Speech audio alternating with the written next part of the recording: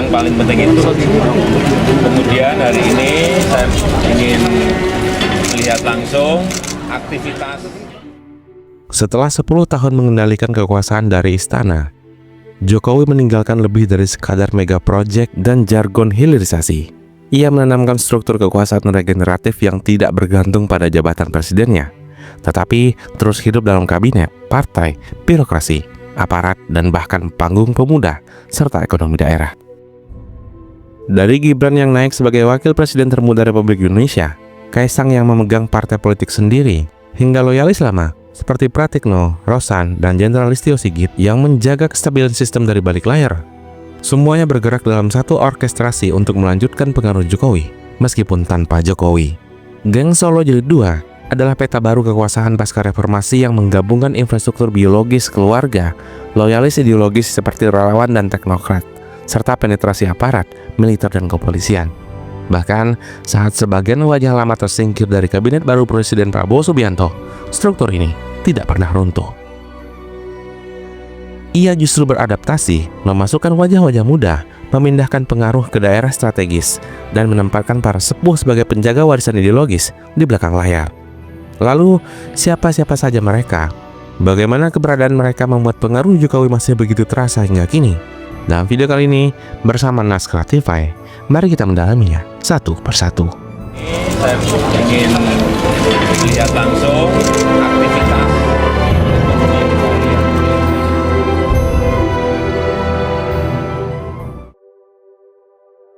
program Bapak Presiden Prabowo. Ini mungkin Pak Mendagri. Gibran Raka Buming Raka, putra sulung Jokowi yang menjadi wakil presiden termuda dalam sejarah Indonesia. Pangkatnya sangat kontroversial karena usia yang belum 40 tahun dan difasilitasi putusan MK, dan berhasil terwujud berpasangan dengan Presiden Prabowo Subianto sekarang. Gibran berperan sebagai jangkar. Meskipun pengaruh keluarga Jokowi di puncak jabatan Wapres secara konstitusional memang terbatas, sehingga efektivitas Gibran tergantung pada kedekatannya dengan Presiden. Namun, dengan dukungan politik besar yang didukung langsung oleh Jokowi, kehadiran Gibran di istana dipandang sebagai langkah meneruskan dinasti politik Jokowi demi melindungi legasi Jokowi pasca menjadi presiden. Gibran menjadi simbol politikal dinasti Jokowi yang diharap mampu menjaga proyek-proyek warisan seperti IKN, WUS, dan kepentingan keluarga di lingkar kekuasaan. Lalu ada nama Kaisang Pangarep, putra bungsu Jokowi ini mengambil alih kepemimpinan PSI sejak akhir 2023 dan terpilih kembali dalam Kongres PSI 2025.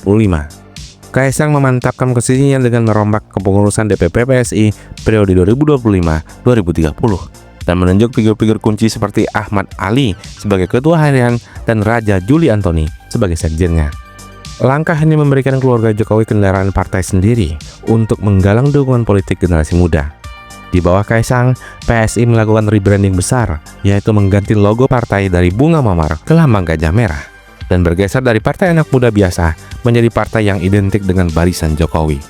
Para analis menilai, rebranding PSI dengan lambang gajah merah adalah upaya mempertebal citra PSI sebagai partainya Jokowi, serta menggait pemilih PDIP yang pro dengan Jokowi. Dengan Kaisang di pucuk dan dukungan moral Jokowi di belakang layar, PSI menjadi pipeline kaderisasi baru dan kendaraan cadangan untuk jaringan politik keluarganya di masa depan. Korupsi, dan itu tadi. Nama selanjutnya ada Bobi Nasution, menantu Jokowi.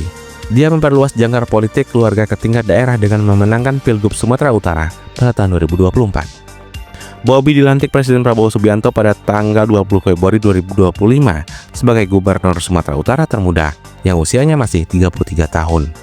Sumatera Utara adalah provinsi strategis yang berpenduduk besar dan pusat ekonomi di Pulau Sumatera. Sehingga kehadiran Bobi di sana memperlebar pengaruh dinasti Jokowi di luar Jawa. Secara politik, Bobi didukung koalisi yang sangat gemuk yang disebut dengan super koalisi yang mencakup 63 dari 100 kursi DPRD Sumatera Utara. Hampir semua partai besar seperti Golkar, Gerindra, Nasdem, PAN, Demokrat, PKB, hingga P3 merapat mendukung Bobi, yang menandakan posisinya sebagai titik hub koalisi daerah yang sangat luas. Pemerintah Provinsi Sumatera Utara. Dengan dukungan multipartai dan statusnya sebagai anggota keluarga Jokowi, Bobi diharap menjadi inkubator kader dan kepanjangan tangan keluarga di tingkat lokal. Ia dapat membangun jaringan patronasi daerah serta bargaining power regional untuk kepentingan politik nasional keluarga Jokowi ke depannya.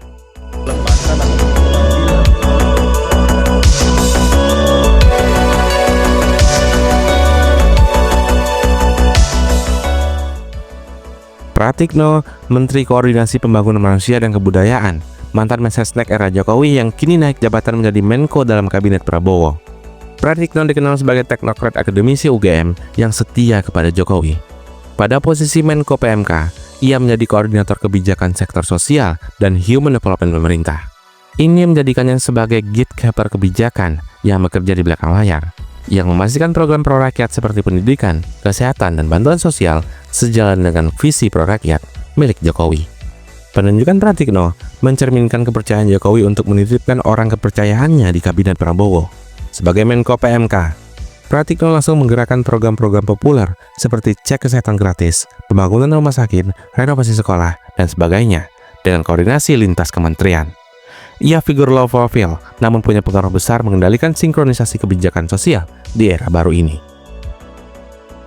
Selanjutnya ada nama Marwarar Sirait, Menteri Perumahan Rakyat dan Kawasan Pemukiman, seorang politikus senior ex-PDIP yang telah lama dikenal sebagai loyalis Jokowi. Marwarar, atau yang akrab disapa Ara, selama ini berada di lingkungan relawan yang dikenal dekat dengan Jokowi sejak periode awal. Kini ia diberikan kursi Menteri Perumahan, sebuah pos populis yang langsung bersentuhan dengan kesejahteraan rakyat. Penunjukan Ara menunjukkan keberlanjutan upaya Jokowi untuk merangkul loyalis lamanya ke jabatan eksklusif. Ara beberapa kali tertangkap media hadir dalam rapat internal istana dan dipanggil Presiden pasca 2024 menandakan akses istimewanya. Dengan pos perumahan, ia mengelola isu yang penting bagi rakyat, bagi citra pro-rakyat, sejalan dengan narasi Jokowi selama ini. Ara diharapkan mampu mendorong program rumah terjangkau dan permukiman layak, memperkuat legasi Jokowi di mata masyarakat bawah. Sebagai catatan, Ara sebelumnya dikenal vokal mendukung Jokowi dan aktif di berbagai komunitas relawan, sehingga penempatan ini mungkin bentuk reward politik. Selanjutnya ada nama Raja Juli Antoni, Menteri Kehutanan dan Sekjen PSI. Raja Juli adalah politisi muda alumni PSI yang dekat dengan Kaisang dan Jokowi. Dalam Kabinet Prabowo, ia menjabat Menteri Kehutanan sekaligus tetap merangkap Sekretaris Jenderal DPP PSI. Rangkap jabatan strategis ini menjadikan konektor antara jalur eksklusif dan partai politik keluarga. Sebagai menteri, Raja Juli terlibat di isu lingkungan strategis, dan sebagai sekjen partai, ia memastikan PSI sejalan mendukung pemerintah. Kehadiran Raja Juli di kabinet memperkuat konsolidasi jalur politik muda pro keluarga Jokowi, yang memastikan aspirasi kaum muda dan jaringan PSI diakomodasi dengan kebijakannya. Ini juga sinyal bahwa PSI benar-benar menjadi perpanjangan politik keluarga Jokowi di luar PDIP. Dalam struktur PSI di bawah Kaisang, Raja Juli figur penting yang mengelola komunikasi politik partai sambil duduk di lingkaran kekuasaan. Suatu posisi yang unik yang meningkatkan profil PSI secara nasional. Selanjutnya ada nama Rosan Perkasa Roslani, Menteri Investasi dan Hilirisasi atau Kepala BKPM. Rosan adalah figur pengusaha yang dekat dengan Jokowi. Ia pernah menjadi Ketua Kadin dan Duta Besar Republik Indonesia di Amerika Serikat pada era Jokowi. Kini dia diberikan pos baru untuk mengelola investasi dan hilirisasi, meneruskan kebijakan andalan Jokowi di bidang industrialisasi nilai tambah. Jabatan Rosan bahkan di-upgrade. Selain Kepala BKPM, ia menyandang gelar Menteri Investasi dan Hilirisasi. Ini menunjukkan komitmen pemerintahan baru untuk melanjutkan program hilirisasi sumber daya alam seperti nikel, minerba yang digagas langsung oleh Jokowi. Rosan menjadi dealmaker utama investasi. Ia mengurus proyek investasi besar, termasuk 18 proyek hilirisasi yang bernilai 600 triliun rupiah yang sekarang sedang digenjot-genjot oleh Prabowo. Kedekatan Rosan dengan Jokowi memastikan narasi pro-investasi dan downstreaming ala Jokowi tetap dominan. Penunjukannya memberi sinyal kontinuitas bagi investor bahwa kebijakan ekonomi Jokowi yang ramah investasi, pembangunan infrastruktur industri dalam negeri berlanjut di era Prabowo.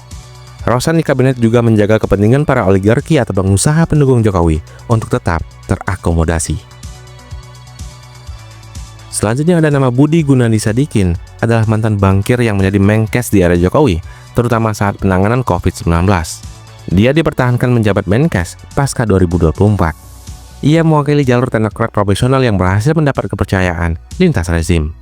Budi dianggap berhasil menjalankan program vaksinasi dan reformasi kesehatan, sehingga keberlanjutannya memberikan stabilitas teknokratis dalam kabinet baru ini. Bagi geng Solo, Budi menjadi kanal kebijakan kesehatan publik yang kredibel, memastikan program kesehatan populer seperti JKN atau KIS, vaksin, layanan kesehatan digital tetap berjalan dengan baik. Secara politis, mempertahankan Budi juga menguntungkan citra pemerintah karena ia adalah figur non-partisipan yang berprestasi, sehingga membantu menjaga kepercayaan publik. Ini sangat selaras dengan strategi keluarga Jokowi yang ingin legasi di sektor kesehatan, seperti reformasi BPJS yang berlanjut tanpa gejolak. Nama selanjutnya ada nama Basuki Hadi Mulyono. Menteri PUPR legendaris di era Jokowi ini dijuluki tukang bangunannya Jokowi, karena memimpin gencarnya pembangunan infrastruktur. Setelah Jokowi turun tahta, Basuki tetap diberdayakan untuk melanjutkan proyek strategis Jokowi, yaitu Ibu Kota Nusantara. Presiden Prabowo Subianto menunjuk Basuki sebagai Kepala Otorita IKN pada akhir 2024 lalu. Penunjukan ini memastikan kontinuitas proyek IKN, bahwa Basuki yang sejak pertengahan 2024 sudah menjadi pelaksana tugas Kepala Otorita IKN dan ditetapkan sebagai kepala definitif untuk menjamin visi Jokowi dalam pemindahan ibu kota berjalan sesuai dengan rencananya. Dengan jabatan baru setara menteri ini, Basuki masih memegang kendali atas salah satu megaproyek nasional yang menjadikannya bagian penting dari warisan Jokowi dalam pemerintah sekarang. Meski tidak lagi menjabat Menteri PUPR, kehadiran Basuki di pos IKN menunjukkan bahwa pengaruh keluarga Jokowi lewat pembangunannya tetap melekat di era Prabowo. Secara politik, Basuki bukanlah pemain partisipan, namun reputasinya sebagai teknokrat loyal membuatnya dihormati lintas kubu. Ia menjaga hubungan baik dengan Jokowi dan sekaligus dipercaya oleh Prabowo, figur perekat di antara dua generasi pemerintahan. Publik melihat Basuki sebagai jaminan bahwa standar kerja gaya Jokowi terus diwariskan dalam proyek strategis nasional. Selanjutnya ada nama Airlangga Hartarto. Meskipun bukan berasal dari Solo, Airlangga adalah tokoh senior koalisi Jokowi yang dipertahankan perannya pasca 2024. Ketua Umum Partai Golkar ini kembali ditunjuk Prabowo sebagai Menteri Koordinator Bidang Perekonomian dalam Kabinet Merah Putih. Selama 2019 hingga 2024, ia bekerja erat dengan Jokowi dalam pemulihan ekonomi nasional, sehingga Prabowo Subianto tampak ingin menjaga stabilitas ekonomi dengan merangkul kembali Airlangga. Bagi jaringan pro-Jokowi, Airlangga berfungsi sebagai jembatan koalisi. Ia memastikan Golkar yang sejak lama mendukung Prabowo atas arahan Jokowi tetap sejalan dengan program ekonomi pemerintahan sebelumnya dan tidak mengalami perubahan drastis. Dengan demikian, Airlangga adalah contoh tokoh senior koalisi yang masih menjabat dan memberi pengaruh yang signifikan. Kiprahnya menegaskan bahwa geng Solo Jilid 2 juga mencakup sekutu-sekutu politik Jokowi di partai lain yang terus berperan penting. Ia bersama tokoh ekonom dan teknokrat lain menjadi penopang kesinambungan kinerja pemerintah dan menjaga kepercayaan publik atau investor sejalan dengan garis Jokowi. Bapak Presiden ingin mendapatkan update.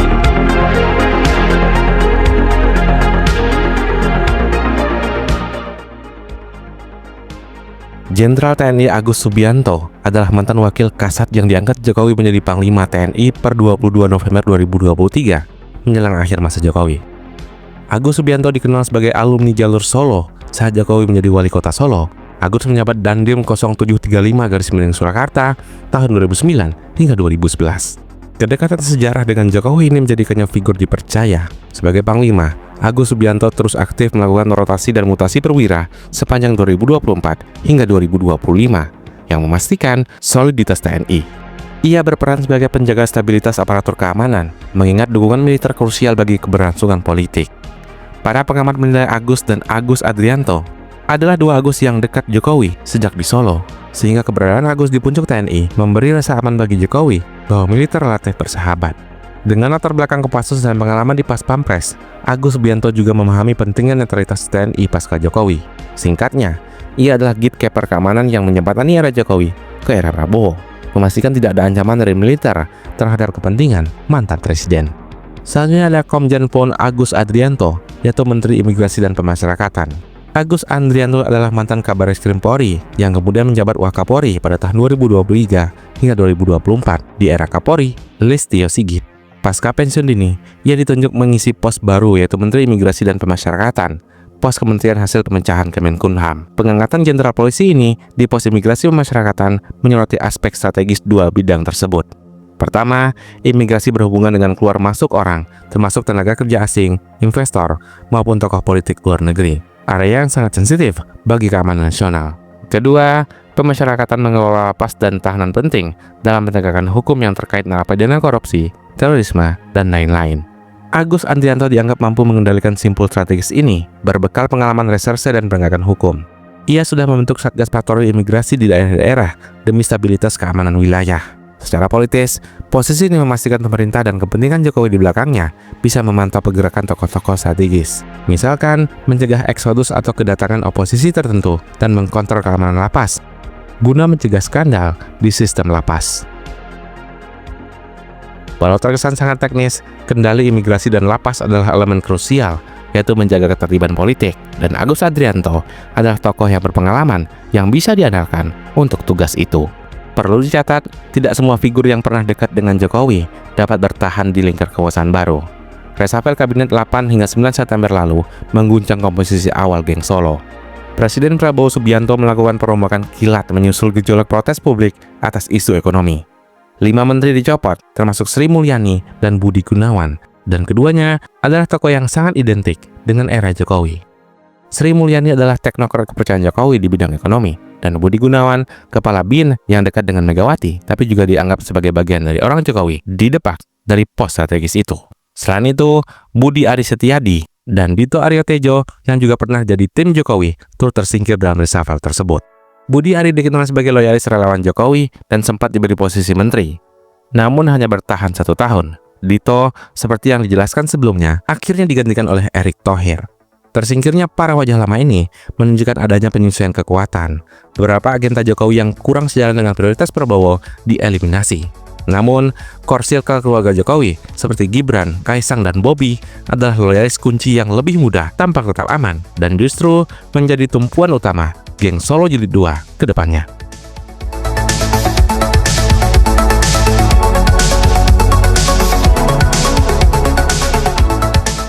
Berdasarkan komposisi di atas, terbentuklah 6 sumbu kekuatan utama yang menjadikan kerangka kerja geng Solo Jilid 2 dalam pemerintahan periode 29. Sumbu formal, poros ini diwakili oleh Gibran sebagai wakil presiden dan Pratikno sebagai Menko PMK, yang bersama-sama menggarap koordinasi kebijakan pembangunan manusia. Kombinasi keduanya menciptakan jalur komando formal di istana yang relatif bersahabat dengan keluarga Jokowi. Gibran berposisi sebagai simbol kekuatan keluarga di puncak eksklusif. Sementara Pratikno menjadi operator harian koordinasi program sosial pendidikan, kesehatan, bantuan sosial, dan perumahan rakyat. Poros formal ini juga berfungsi layaknya ruang tunggu bagi kader loyal, seperti program populer yang mereka kelola, bantuan tunai, layanan kesehatan gratis, perumahan subsidi, dan lain-lain, yang dapat menjadi panggung bagi para loyalis muda untuk unjuk gigi dan dipersiapkan untuk jabatan yang lebih tinggi. Intinya, sumbu formal memastikan pengaruh keluarga mengakar dalam kebijakan publik melalui jalur resmi pemerintahan. Selanjutnya ada sumbu politik atau partai. Poros ini digerakkan oleh Kaisang Pangarep sebagai Ketua Umum PSI yang didampingi oleh Raja Juli Antoni. Di sini, PSI berperan sebagai kendaraan politik keluarga Jokowi di ranah kepartaian. Kaisang memimpin penataan PSI dengan dukungan Jokowi, termasuk mengganti citra partai supaya identik dengan barisan pro-Jokowi. PSI menjadi semacam pipeline kaderisasi dalam komunikasi politik, menjaring talenta muda pendukung Jokowi, melatih mereka di struktur partai, dan menyuarakan agenda yang sejalan dengan kepentingan keluarganya. Kehadiran Raja Juli yang duduk di kabinet menjamin koordinasi PSI dengan pemerintah sangat erat. Dengan PSI, keluarga Jokowi memiliki backup di luar partai besar seperti PDIP. Poros partai ini berguna sebagai mesin kedua politik. Jika dinamika di partai mainstream kurang kondusif, maka PSI siap menjadi kanal aspirasi dan kendaraan elektoral bagi generasi penerus Jokowi. Konsolidasi ini terlihat dari langkah PSI menggandeng simbol Jokowi seperti warna, logo, hingga mengisyaratkan Jokowi masuk dalam pembina dengan inisial Bapak J. Singkatnya, sumbu politik memastikan keluarga Jokowi punya kaki di dunia partai dan tidak tergantung sepenuhnya dengan partai yang dibuat oleh orang lain. Selanjutnya, sumbu ekonomi investasi. Poros ini dikemandai oleh Rosan Rosliani sebagai Menteri Investasi dan Hilirisasi. Ia menjadi deal maker utama untuk melanjutkan agenda hilirisasi dan investasi strategis warisan Jokowi. Dengan portofolio khusus hilirisasi, Rosan fokus mengawal proyek peningkatan nilai tambah SDA. Prabowo bahkan memberi instruksi khusus untuk mempercepat 18 proyek hilirisasi untuk prioritas senilai total 600 triliun rupiah. Di sini, Rosan berperan sentral bersama Menteri SDM. Penunjukan Rosan, figur dekat Jokowi ini, memberi sinyal kesinambungan kebijakan pro-investasi kepada dunia usaha. Poros ini memastikan bahwa narasi ekonomi tumbuh melalui investasi besar dan industrialisasi tetap menjadi arus utama. Selain itu, Rosan juga menangkap sebagai kepala BKPM, artinya ia memegang single gate pelayanan investor. Kebijakan era Jokowi seperti kemudahan perizinan OSS, insentif investasi, dan larangan ekspor raw material untuk mendorong hilirisasi kemungkinan dilanjutkan olehnya. Bagi geng Solo Jilid 2, sumbu ekonomi ini penting untuk menjaga dukungan para pemodal dan kredibilitas di mata investor asing. Rosan menjadi jaminan bahwa kendali sektor ekonomi strategis sebagian masih berada di tangan orang kepercayaan Jokowi, sehingga kepentingan ekonomi kroni atau proyek mercusuar Jokowi seperti IKN dan yang lainnya tetap terjaga. Selanjutnya ada sumbu daerah. Poros daerah bertumbuh pada Bobi Nasution sebagai Gubernur Sumatera Utara. Dengan menempatkan keluarga di posisi kepala daerah strategis, geng Solo punya basis kekuasaan regional yang sangat kuat di luar tanah Jawa. Bobi memimpin Sumut dengan dukungan koalisi yang sangat super lintas partai, yang menjadikannya tokoh sentral bagi koordinasi politik di Sumatera. Poros ini berfungsi sebagai jangkar koalisi lokal pro-pemerintah. Bobi dapat menggalang para bupati atau wali kota se-Sumatera Utara, bahkan berpengaruh pada provinsi tetangga, agar sejalan dengan agenda pusat yang menguntungkan bagi keluarga Jokowi. Selain itu, Bobi menjadi inkubator kader daerah, misalnya mengorbitkan politisi lokal muda yang loyal untuk nantinya maju ke level nasional. Secara elektoral, Sumatera Utara yang pendukungnya sangat besar juga penting menuju 2029. Punya gubernur yang sejalan tentu menguntungkan keluarga Jokowi bila kelak ada anggota keluarga lain yang maju lagi. Sumbu darah ini intinya memperkuat jejaring keluarga di level akar rumput di luar Pulau Jawa, memperkuat pengaruh secara horizontal. Keberhasilan Bobi akan mengukuhkan narasi bahwa dinasti Jokowi tak hanya sejalan di Solo saja, tapi mampu membawa pembangunan hingga ke provinsi lain. Maka, tak heran Bobi mengumbar janji populis seperti berbagi gratis pakai KTP atau memberantas daerah tertinggal untuk membangun legitimasinya di Sumatera Utara. Dan keberhasilannya akan menjadi nilai plus bagi klan Joko Widodo. Sumbu aparat teknis. Poros ini melibatkan dua Agus yang mengepalai aparatur kunci, yakni Agus Subianto dan Agus Andrianto. Keduanya menghubungkan geng Solo Jilid 2 dengan institusi teknis penegak tertib seperti militer, imigrasi, dan lembaga pemasyarakatan. Fungsi poros ini lebih teknokratis daripada politis, namun krusial untuk menjaga stabilitas politik. Agus Subianto memastikan soliditas TNI dan dukungannya ke pemerintah tidak goyah. Stabilitas keamanan terjamin sehingga agenda keluarga Jokowi aman dari gangguan. Ia juga bisa mengontrol isu sensitif seperti Papua dan terorisme, agar tidak berkembang liar yang bisa dimanfaatkan oposisi untuk menyerang pemerintah. Sementara, Agus Andrianto mengawal area imigrasi, mencegah infiltrasi asing berbahaya, mengawasi pergerakan tokoh radikal, serta menertibkan penyalahgunaan izin tinggal yang bisa mengganggu ketertiban. Di bidang pemasyarakatan, ia memberantas praktik buruk di lapas, seperti peredaran narkoba dan mafia tahanan. Karena isu ini, jika meledak, bisa mencoreng citra pemerintah. Secara politik, pengendalian imigrasi dan lapas juga berarti mengkontrol keluar masuk dan peredaran tokoh oposisi maupun napi koruptor. Kolaborasi dua Agus ini menjaga pintu keamanan negara tertutup rapat dari potensi ancaman politik. Dengan kata lain, sumbu aparat atau teknis memastikan tata tertib dan hukum tetap kondusif bagi keberlangsungan kekuasaan yang pro dengan Jokowi. Yang terakhir, ada sumbu citra publik dan pemuda. Poros terakhir ini memadukan Dito Aryo Tejo dengan jejaring kreator dan figur muda.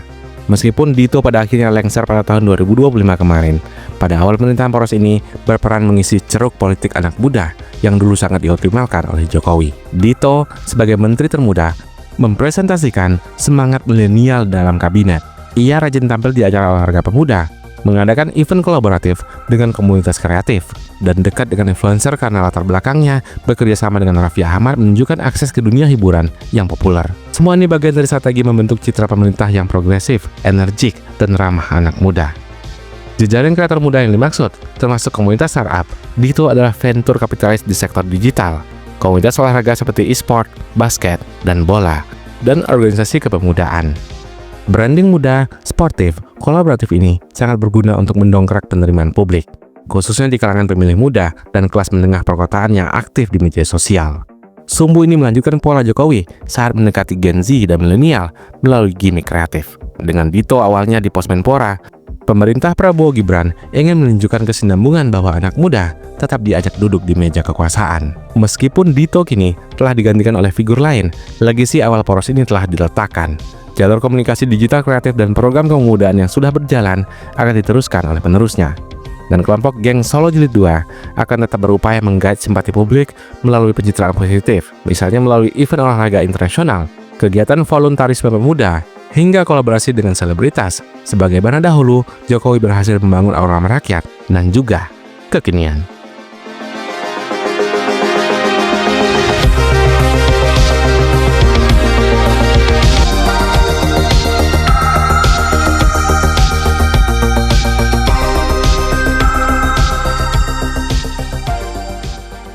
Jenderal Polisi Listio Sigit Prabowo adalah salah satu tokoh kunci geng Solo, terutama di sektor keamanan.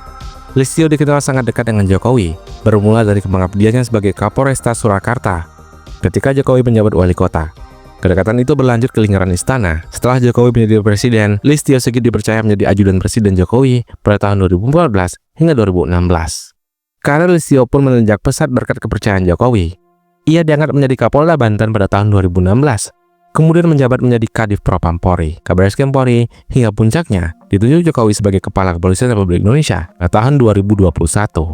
Penunjukan Listio Sigit sebagai Kapolri kala itu terbilang berani, karena ia menjadi Kapolri pertama yang beragama non-Muslim setelah puluhan tahun lamanya, menegaskan bahwa Jokowi lebih mengutamakan loyalitas dan rekam jejak kerjasamanya sejak di Solo daripada pertimbangan politik identitas.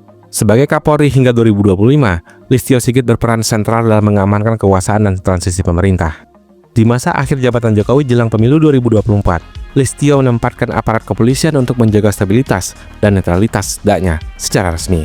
Jokowi menugaskannya membentengi proses pemilu dari potensi kerusuhan, mengingat suhu politik memanas menjelang Pilpres 2024. Faktanya, figur Listio Sigit di pucuk Polri dianggap sebagai kepanjangan tangan Jokowi. Bersama Jenderal Agus Subianto di pucuk TNI, Listio Sigit disebut bagian dari skema Jokowi yang menaruh loyalis di lembaga pertahanan dan keamanan demi membangun benteng kokoh menyambut 2024. Media mencatat bahwa dengan Listio memimpin Polri dan Agus di TNI, kedua institusi tersebut sama-sama dikendalikan oleh orang dekat Jokowi sejak era wali kota di Solo. Bahkan politisi Nasdem M. Farhan menyebut Jokowi memang menyiapkan orang-orangnya untuk betul-betul menjadi penjaga dirinya di tahun politik tersebut. Dalam dinamika terbaru, Listio Sigit tak luput dari sorotan dan tarik ulur politik. Pada akhir 2023, muncul isu miring mengenai netralitas Polri di bawah Listio, terutama setelah sejumlah tindakan aparat dianggap menguntungkan kubu capres tertentu yang dekat dengan Jokowi. Contohnya, pencopotan baliho Capres Ganjar Pranowo yang diusung Partai Jokowi PDIP yang dilakukan oleh aparat menjelang kunjungan Jokowi di Bali memicu kemarahan PDIP yang menuding aparatur tidak netral. Isu ini berkembang hingga memunculkan istilah polisi tidak netral dan bagian dari geng Solo. Meskipun hal tersebut dibantah oleh Gibran dan pejabat yang terkait, Listio sendiri berupaya menjaga keseimbangan dengan menjanjikan netralitas TNI Polri selama pemilunya. Namun persepsi kedekatannya dengan Jokowi membuat setiap langkah Polri diawasi ketat oleh lawan politiknya. Hingga September 2025, Listio masih menjabat Kapolri di era Presiden Prabowo dan belum digantikan, meskipun sejumlah figur titipan Jokowi di kabinet itu sudah disingkirkan. Posisi Listio yang bertahan ini menunjukkan bahwa pengaruh geng Solo di institusi keamanan tidak mudah dihapus seketika. Ia barangkali dipertahankan sementara demi stabilitas, mengingat rekam jejaknya dan masa pensiunnya yang kian dekat. Secara keseluruhan, Jenderal Listio Sigit Prabowo adalah representasi nyata dari bagaimana Jokowi menempatkan loyalis Solonya di jabatan strategis nasional, menjadi pengawal kekuasaan bahkan setelah Jokowi lengser. Selain figur-figur yang telah dibahas di atas, terdapat juga beberapa tokoh kunci lain di kalangan sipil, politik, militer, maupun relawan yang masih menjabat hingga tahun 2025 yang memiliki keterkaitan kuat dengan jaringan kekuasaan Jokowi, dan mereka berpotensi mengisi peran penting dalam struktur geng Solo, baik secara langsung maupun tidak langsung. Maruli Simanjuntak adalah perwira tinggi TNI Angkatan Darat dan karirnya melesat di penghujung era Jokowi. Ia diangkat Jokowi menjadi Kepala Staf Angkatan Darat pada November 2023 yang menggantikan Jenderal Agus Subianto. Maruli memiliki hubungan keluarga dengan lingkaran dalam Jokowi karena ia merupakan menantu dari Luhut Binsar Panjaitan, tokoh kepercayaan Jokowi. Sebelum menjadi Kasat, Maruli menjabat Panglima Kostrad dan pernah memimpin pasukan pengamanan Presiden atau Pas Pampres yang bertugas mengawal Jokowi dan keluarganya. Ia bahkan pernah bertugas di Grup 2 Kopassus di Kartasura, wilayah Solo Raya, pada 2013 hingga 2014. Semakin menegaskan kedekatannya secara geografis maupun politis dengan keluarga Solo. Pengangkatan menantu Luhut ini semakin memperkuat dominasi geng Solo Jujur 2 di tubuh TNI. Media menyebut Kasat Maruli melengkapi kontrol Jokowi atas institusi TNI Polri bersama Agus Subianto dan Listio Sigit menjelang 2024. Dengan pemerintahan baru Prabowo, Maruli hingga kini masih berperan penting di jajaran militer, dan kedekatan serta loyalitasnya membuatnya dipandang sebagai penerus jajaran Jokowi di dalam tubuh TNI. Menjelang pemilu 2024, Jokowi juga menempatkan loyalisnya di tingkat daerah, terutama di Provinsi Jawa Tengah yang dianggap medan tempur krusial. Tiga pejabat penting di Jateng disebut sebagai trio geng Solo karena semuanya pernah bekerja dengan Jokowi di Solo dan kini berperan mengamankan daerah itu. Mereka adalah Komjen Pon Nana Sujana, pejabat Gubernur Jawa Tengah 2023 hingga 2024. Selanjutnya ada nama Irjen Ahmad Lutfi, Kapolda Jawa Tengah, dan Majen Widi Prasetyono, Pangdam Diponegoro. Nana Sujana merupakan ex-Kapolresta Solo 2010 hingga 2011 saat Jokowi masih wali kota. Ia ditunjuk Jokowi menjadi PJ Gubernur sesuai dengan hak prerogatif Presiden untuk menjaga roda pemerintahan daerah jelang pilkada. Ahmad Lutfi pernah menjabat Wakapolresta Solo pada tahun 2011, sementara Widi Prasetyono adalah ex-Dandim 0735 Surakarta pada tahun 2011 hingga 2012, yang bahkan sempat menjadi ajudan Presiden Jokowi pada tahun 2014 hingga 2016. Ketiganya bahu-membahu mengamankan basis Jokowi di Jawa Tengah saat pemilu 2024. Media menyebut mereka bak tri masketer yang mengawal sang raja, yakni mengamankan kepentingan Jokowi di provinsi tersebut. Langkah penempatan trio ini terbukti strategis, mengingat Jawa Tengah adalah lumbung suara terbesar PDIP dan menjadi ajang perebutan pengaruh antara Capres Ganjar dan kubu Jokowi yang mendukung Prabowo Gibran, dengan tentara Jokowi di pos Gubernur, Kapolda, dan Pangdam. Jokowi pun berhasil mengunci Jawa Tengah selama kontestasi itu, sehingga suara pemilihnya dapat diarahkan sesuai dengan preferensi politik keluarganya. Kini, di tahun 2025, setelah kepala daerah definitif hasil pilkada dilantik, Nana Sujana telah purna tugas sebagai PJ Gubernur. Namun, jejak geng Solo jilid 2 di birokrasi daerah ini meninggalkan presiden yang kuat bahwa Jokowi mampu menanam orang kepercayaannya hingga ke daerah untuk memastikan legasi politiknya tetap terjaga. Kesimpulannya, formasi geng Solo jilid 2 hingga tahun 2025 menunjukkan adaptasi dan regenerasi dari jaringan Jokowi. Figur muda seperti Bobi Nasution dan Kaisang Pangarep tampil mengisi ruang yang ditinggalkan oleh loyalis sebelumnya, melanjutkan pengaruh keluarga Jokowi di pemerintahan dan politik. Jenderal Listio Sigit Prabowo tetap menjadi sosok sentral yang memastikan keamanan dan stabilitas bagi kepentingan Jokowi, meskipun tantangan politik berganti haluan. Sementara itu, tokoh-tokoh kunci lain, baik di pusat seperti Maruli Simanjuntak, maupun di daerah seperti trio Jawa Tengah, memperlihatkan bagaimana strategi penempatan loyalis dijalankan secara sistematik demi membentengi kekuasaan dan kepentingan Jokowi. Fenomena geng Solo ini sekaligus mengundang diskusi mengenai batas antara strategi politik dan kecenderungan dinasti. Di satu sisi sangat efektif mengamankan agenda Jokowi, namun di sisi yang lainnya memicu kritik tentang netralitas aparatur dan risiko patronase berkepanjangan dalam demokrasi Indonesia. Seneng dong lihat Gibran.